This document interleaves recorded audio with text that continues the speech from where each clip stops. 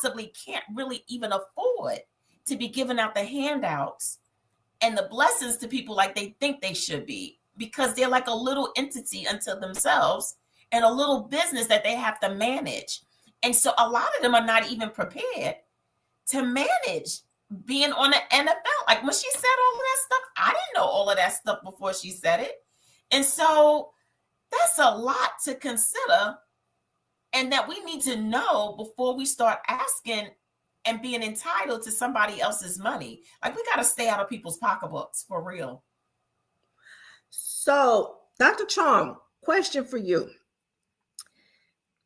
When we listen to this discussion and we see how it is basically impacting these players when they find themselves in a position where they can't say no. You know, a lot of times it's because of the guilt. They feel like they need to help family come up, friends come up.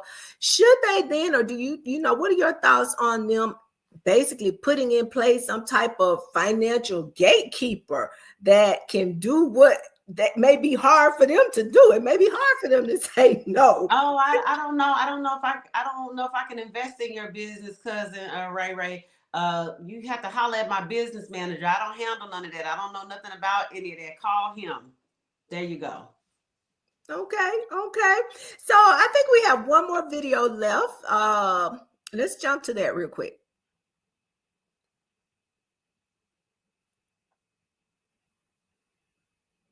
And I always explain this to people, like, bro, you give somebody a 5-year, $100 million contract, right? What is it really? It's 5 years for 60. You're getting taxed. Do the math.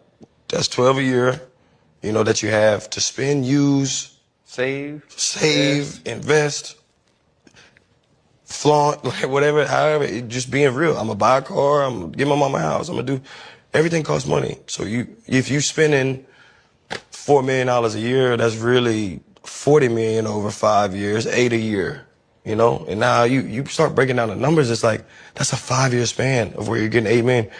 Can you make that last forever? And you always hear the people who ain't us and ain't been in the position, like, oh, well, that would last a lifetime. Yeah, this job that I sacrificed my whole life for, they are giving me that. I didn't ask for the certain dollar amount or whatever, but we weren't taught about no financial literacy and all the way. We weren't talk about it all the time. We weren't taught. When I listen to that video, I think it makes me very much aware of the need for platforms like the one we're on today, you guys. It makes me very much aware of that, because we just take for granted that people that have money, you know, whether they come into it through being in the NFL or, you know, win the lottery, we take for granted that they know what to do with the money. And the reality is, in many instances, they really don't, because as Odell said, they have not had access to the type of financial education, the type of financial training that is necessary for them to manage money.